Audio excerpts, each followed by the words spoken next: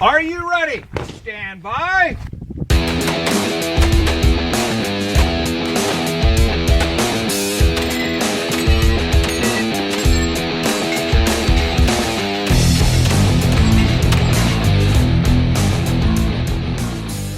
Welcome to the 3-Gun Show, your source for technique, strategy, and match recon, brought to you by Armalite Rifles, LAG Tactical, and Breda Shotguns. I'm your host, Dave Hartman. My guests this week are several friends that shot the Vortex Shooter Source 3-Gun match, Jessica Collier, Bill Corcoran, and Adam Maxwell, and we have a fun post-match conversation that includes heavy division talk and funny match stories.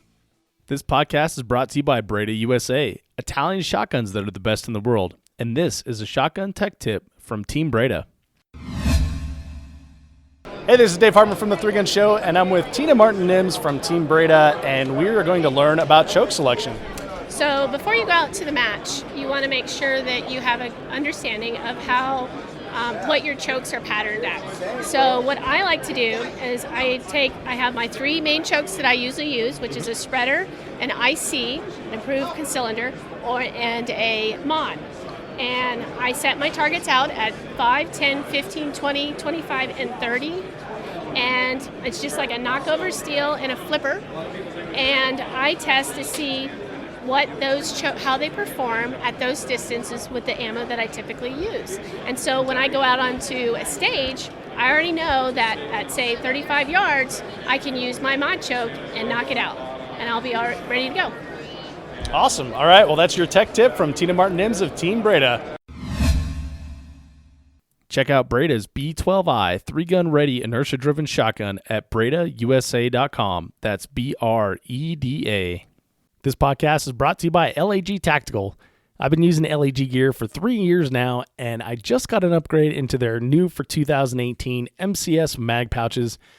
MCS stands for Modular Carry System and is a 2-piece design that fits most double-stack 9 and 40 mags and most AR mags.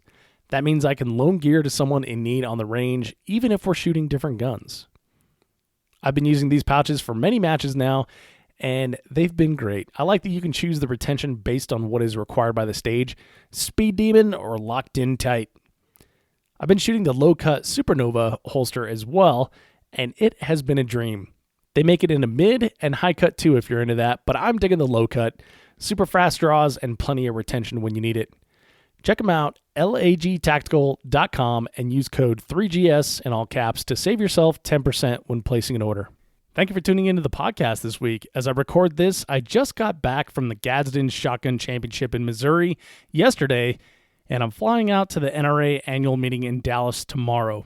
Both of those adventures are going to bring more great content for your listening and viewing pleasure. If you like what we're up to over here at the 3-Gun Show, consider becoming a patron. Supporting the show on a monthly basis allows me to be at events, connect with amazing people, and bring the good times to you. There's a link in the show notes at 3gunshow.com/episode 186. So check it out, decide what value you get from the show, and sign up. If you do, you have my gratitude for your support. This week's podcast is a fun one because it gives you a little behind the scenes of what the match environment is like when the dust settles and we're chilling out and waiting for scores. Shooters are always talking about shooting, and we do some of that here. Plus, we get to hear some of the funniest stories that came out of the match for these shooters. Also, you get to find out what I really think about 40 Smith & Wesson. Now enjoy this one with Jessica, Bill, and Adam. Jessica, tell us a story. Come on. Come on. Out of ammo. This one time. This one time at Vortex the Vortex Shooter Source. So on the shoot house stage with all the rifle paper, I got to the far left corner. I'm out. I looked at my rifle and went, beep, and threw it straight up in the air. Threw your rifle straight up in the air? No, my mag. My empty mag. Threw your mag straight in the air? Had nothing on me. Your magazine? Yep. Sweet old Sam Larkin came running through there as fast as he could and handed me his mag, and I finished the stage. Oh, you're kidding. No. Nice. It's one of the cool things about this match is you can coach, you can help out. Yeah. You get in a jam. Well, except for, who was it on our stage, got down to the long range. Oh, yeah, on the house, ridge, on the rooftop. On the ridge line. I don't have any mags.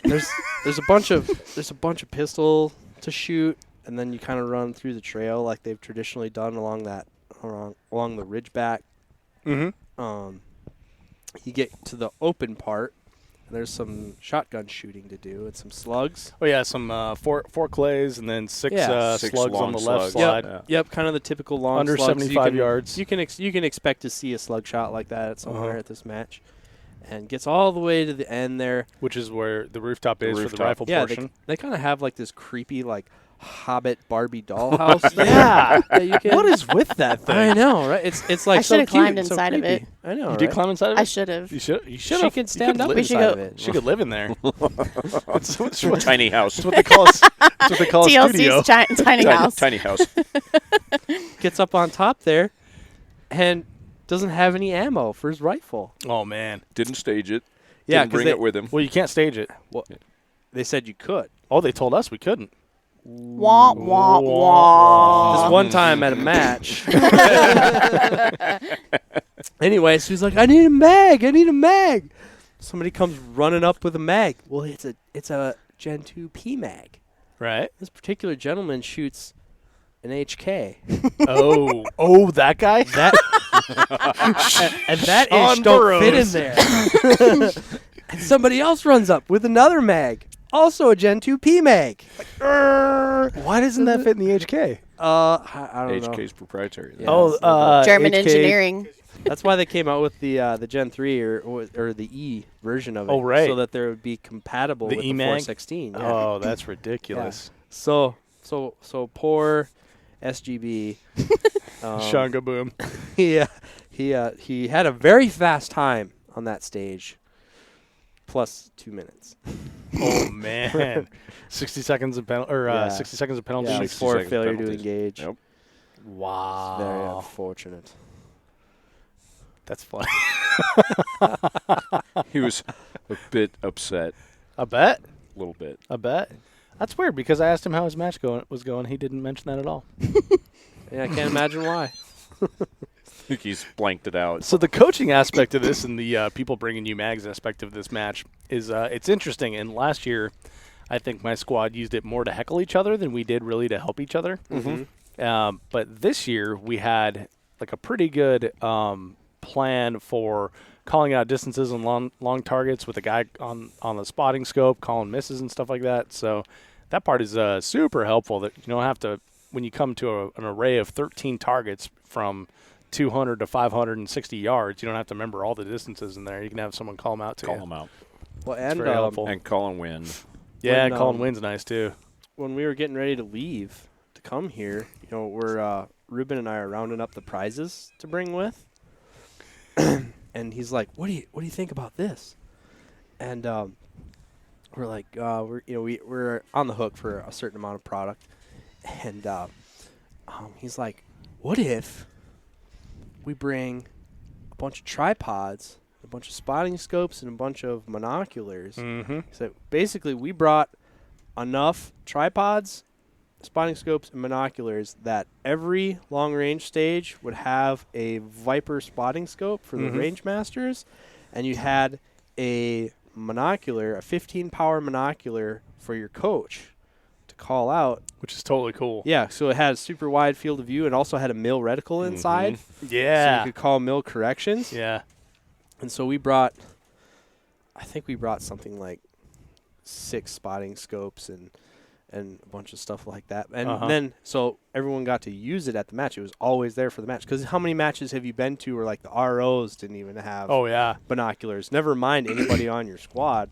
Yeah, and they've got like Tasco binoculars that they got Yeah. in like 1978. Yeah. One loose ocular lens. Yeah.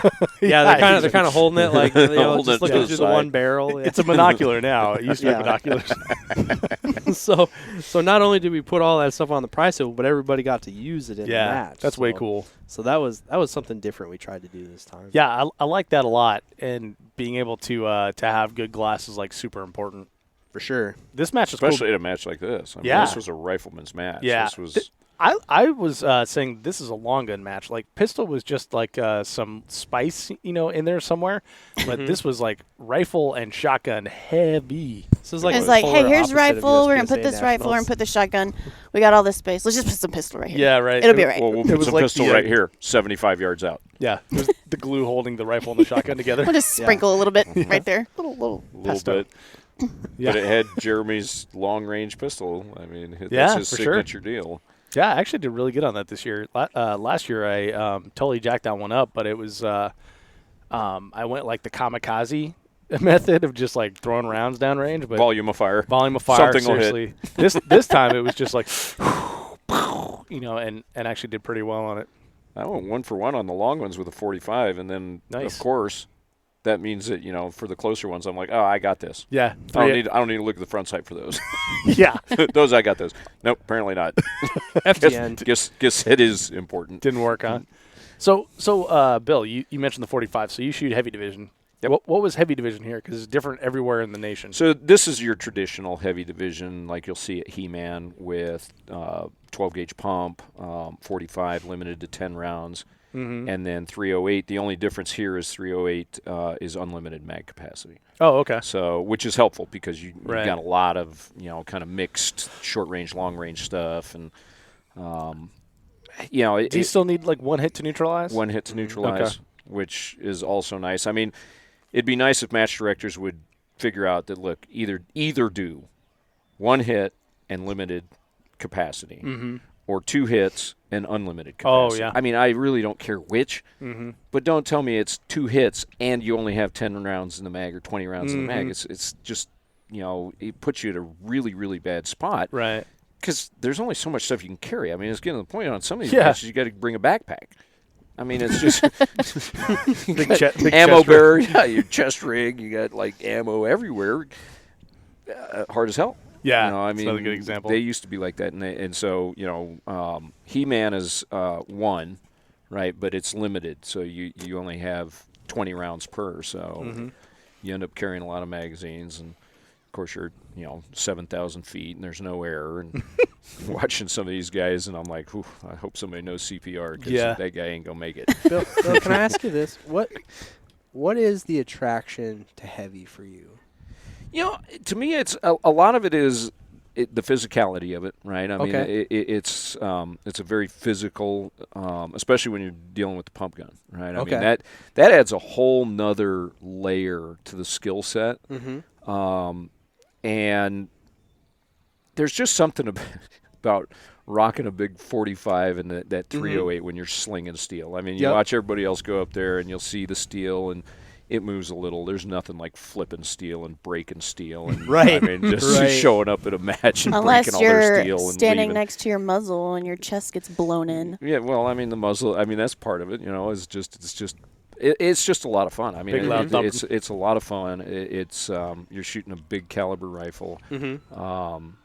It's different, and quite honestly, I mean, there's very few competitors there. The guys that are there, it's interesting. You got the guys who are really super competitive and do really well. They're Jay Carrillo and some of the other guys, and then you got people who just kind of show up there because they're like, well, there's no competition, right? And then they get their ass handed to them there, and, and then we're like, oh, well, that sucks. There's competition here too. There's like apparently. trophy hunters, right? Yeah, you Yeah, get I mean, Keith Garcia showed up last year and he was making noise about coming into heavy. And he went, the heavy practical division, 3 Nation did. Yeah. And he smashed it. I mean, as you would expect he would. Yeah, But right. it's, it's just different. And I think that's a lot of the attraction to it is it's just something different and, physical, bigger guns, bigger calibers, and there's nothing like smacking steel at 500 yards with a 308. Because I think, there's lots of energy. There's been many attempts, to breathe more life into heavy,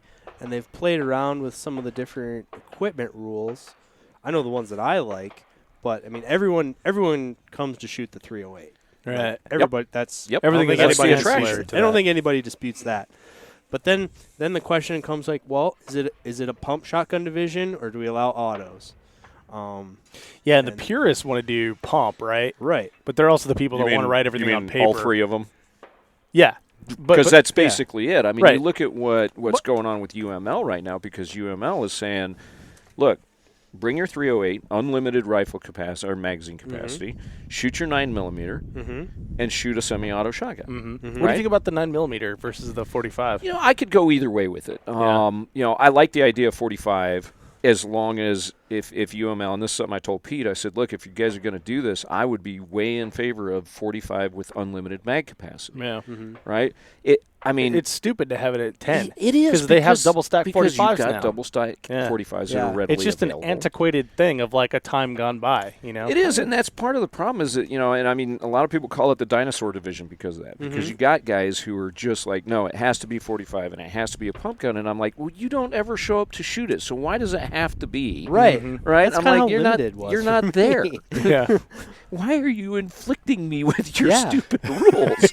I'm like, if you want to come shoot this, come on, come shoot it with me. But don't tell me it's got to be a 45 with a 10 round, you know. And you even got guys who are like wanting it to be single stack 45. Yeah. And I'm like, come on, Oh, guys. really? I mean, it's ridiculous. And I love me in 1911. I do too. But like, I'm kind of one of those guys who's like, I think it should be somewhere in the middle. I think we should go 40. No way. I think no. I think a no. A USPSA Anything you're going to say limited after I want to go 40 is bad. I think a USPSA limited gun. I mean, there's not going to be power factor because they're not going to chrono anybody. But like a USPSA major limited gun, I would be attracted to that. You know, with the way that the sport has evolved around. I'd rather buy a 45 double stack than a 40. 40's Well, terrible. and I think there's a lot of guys who yes, would. You know, write I your mean, comments below. Because 40. I mean, if it's a 45 that because UML has considered it, right? They've considered saying, okay, 308, 45, no mag capacity limits, and a semi-auto shotgun, and I think that would attract a lot of people. I think the pump deters some people. Oh, you bet it does. And certainly the mag capacity of the 45, because now what do you have to carry for like a oh my God! I mean, stage you know, this? like at He-Man, I'll take 6 to 8 mags on a stage, and that's just, a lot of belt room. I was going to say, you start thinking about that now. Where are you going to put your shotgun caddies, right? So you know, now you got shotgun caddies on each leg, and you got magazines stuffed in every pocket. And oh, by the way, you need to bring 2 rifle mags too because they're limited to 20. Right. Right. So when you say unlimited rifle capacity, what kind of capacity are you running here? So, you might run a 25-round PMag with a +3 or 4, Terran base plate. So you're still under 30 rounds. You're still under 30 rounds, right? What does that weigh, like 9.5 pounds? Pretty much, yeah. And if you bring a drum, I mean, they went back. Oh yeah, do they have 308 drums? There's a 50-round 308 drum that I've got. Oh wow! And I asked Pete about it, and he's like, "Hey, if you're man enough to carry that thing around, you knock yourself out. Because between that and a rifle, you're lugging around a barbell. Yeah, I mean, no it's kidding. just that's got to be 12 or 15 pounds. It's the easily. magazine itself. Yeah. No, the whole rifle. The whole rifle. The whole rifle. The whole rifle with the and a magazine. 50 round drum. You're carrying easily 15 pounds. Yeah. So, to me, it's the 308, like you said, Adam. I mean, everybody loves to shoot that 308, and you're out there just hammering away at the steel, and even the close paper stuff is a blast. Mm-hmm. I mean, this little shoot house stage was so much fun with the 308. Well, you only have to put one on there. Do you find yourself going slower with one, like you're aiming more? No, he doesn't. No, not at all. No. Not even close. Well, And coming as from far as the peanut gallery here. Yeah. as far as aiming Go goes, fast, go fast, go fast, go fast, Yeah. go fast, go fast. there's no aiming involved in that shoot house. Yeah. I mean, it was. I found myself spending like way too much time in the scope there. Did you? Yeah. And I it's didn't, like, I didn't have I that can- problem. I probably could have taken my scope off. It was just in the way. I should have, yeah, pretty much. There was like 2 shots where I needed a scope Yeah. on that, but I was spending way too much time in there. But yeah. Well, and shoot houses are always interesting with a 308. The one that they did at Benning last year was awesome. I mean, it was a 26-27 second was some of the fastest times with 223, and you're shooting it with a 308, and you just get inside that shoot house, and it is just thunderous. Yeah. And, I mean, it was awesome. Do you shoot any of the lighter divisions, or are you always a heavy metal guy? I'm always heavy metal with the exception of, if they don't have it. Hard as Hell last year was, didn't have it. So I think there were 3 matches that I shot last year that were major matches that weren't heavy. Mm-hmm. For about a week, I was considering shooting heavy metal for this match.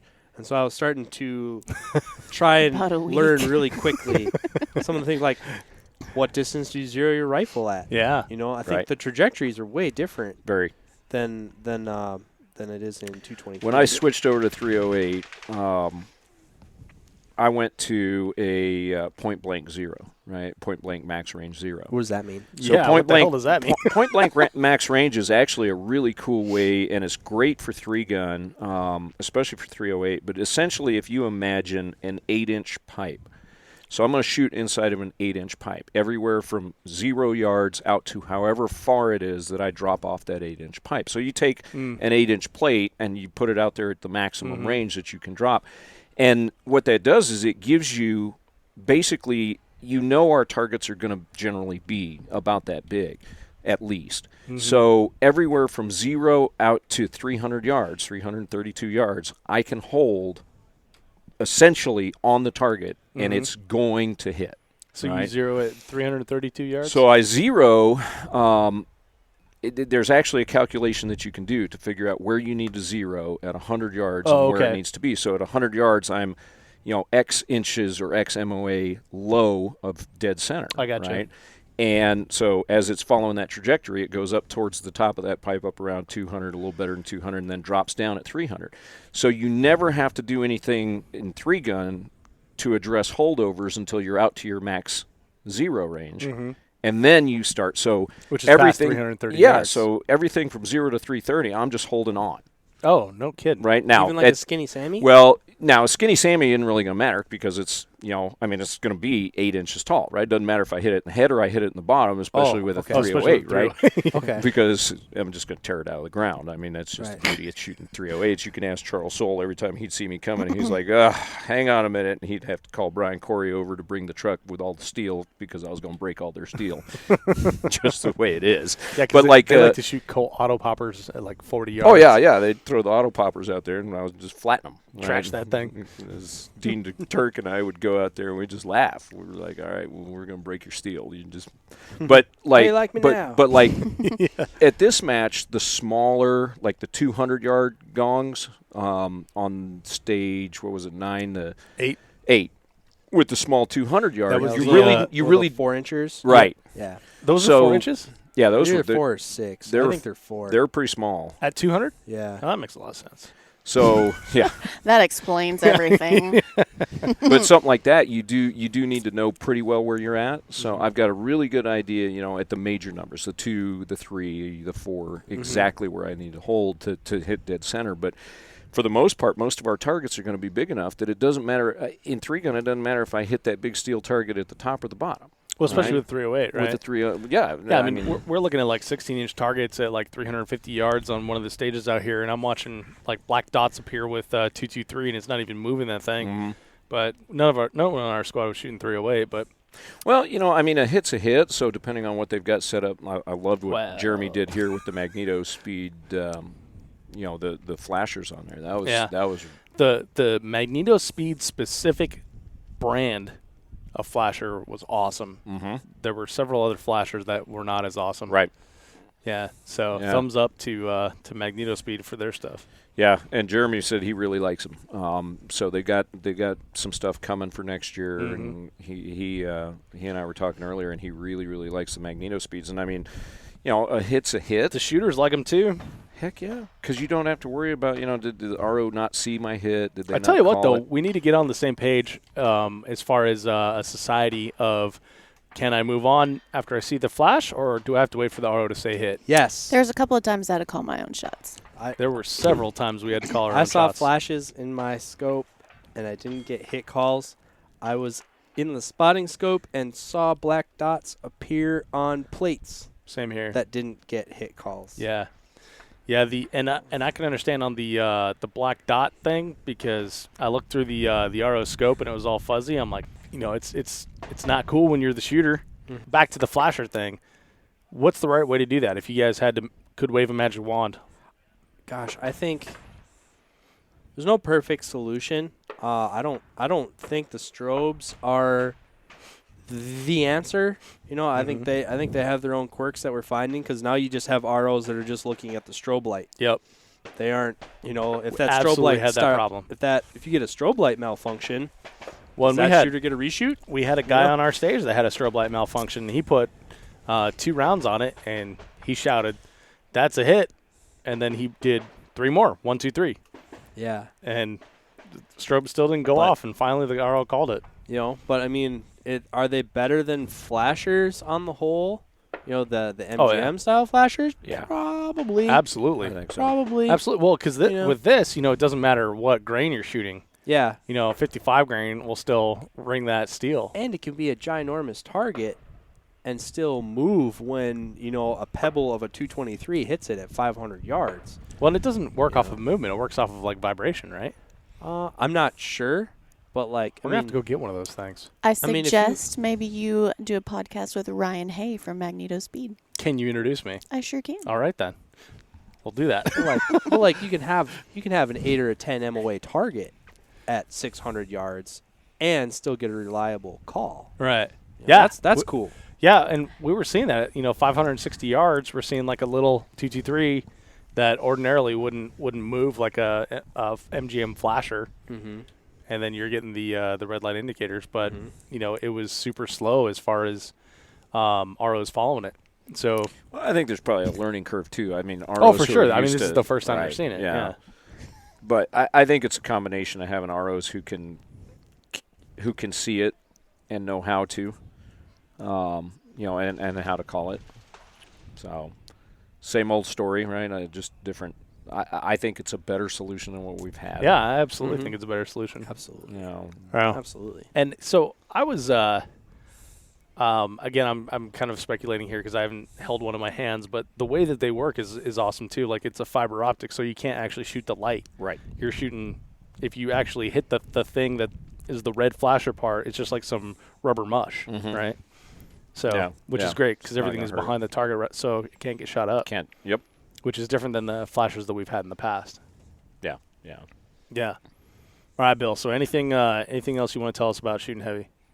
No. Well, that's pretty much it. Gave you all the secrets. You're amazing. That's all I want to say. I got nothing else for you. I'm not telling you any more of my secrets on how to just completely melt down on a stage. Tell me about your meltdown. It was just new rifle. I had some issues with bolt bounce and got a couple of jams that cost me an entire stage. So. Really? That was Fortunately, though, I had a mulligan that I could use and repeat the exact same Nice. behavior twice. So that was good. Oh, So- yeah. Really just grind it home. Yeah, just to make sure that I left here completely demoralized. Hey, man, the season's young. It is. So It's only April. it's only April. Got Heat Man next year.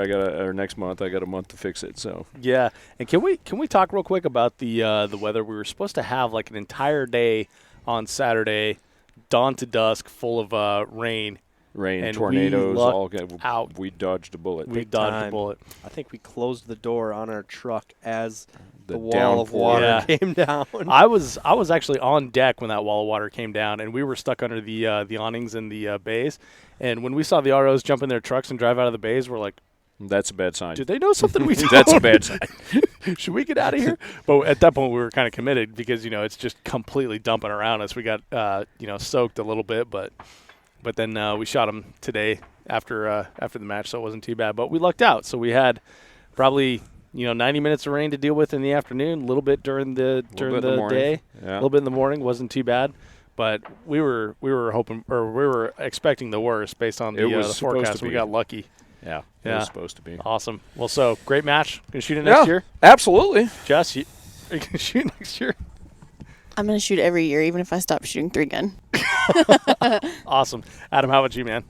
Oh yeah, for sure. Especially being on board with the title sponsor, it's a must attend. Definitely. No choice. Well, there's always a Part choice, of your job but description. yeah. Yeah. Well, yeah, we're definitely excited to put this one on every year. Even if we don't necessarily get to put our full concentration on competing in it, but we're definitely stoked on creating more of a spectacle and making it a must-attend event for everybody next year. So tomorrow's the first day of planning for 2019. Awesome. Yeah, the trip back always has the planning conversation, right? Oh yeah, it's a long way back to Wisconsin. All right. Jessica, Adam, Bill, thanks for being on the show. Awesome. You See got ya. it, Dave. Thanks, Dave. Hey, before you take off, Be sure to check out the show notes at 3gunshow.com/episode 186. If you want to hear more about the Vortex Shooter Source 3-gun match, you will find a link to sign up on Patreon as a 3-Gun Show supporter in the show notes. For as little as $5 a month, you can support the podcast and get access to bonus content as well. This podcast is brought to you by Armalite, the original. Armalite rifles put the AR in AR-15. The rifles themselves come with 1-8 twist barrels, match barrels, 18-inch or 13.5-inch with a 15-inch or 12.5-inch handguard, Timney trigger, Luth AR stock, adjustable gas system, tunable comp, a patented tunable comp. This thing's ready to go right out of the box for a 3-gun with no additional modifications other than putting on a nice optic. I myself use a Vortex Viper PST 1-6 when I'm shooting TAC Ops or their Spitfire when I'm shooting limited. Check them out at armalite.com. Quick reminder that if you enjoyed this episode of the podcast, subscribe in iTunes, Google Play, Podcast Addict, or wherever you get your podcast content, so you will always get the very latest. Thank you so much for downloading, listening, and subscribing to the show. I'm Dave Hartman, and I'll see you on the range.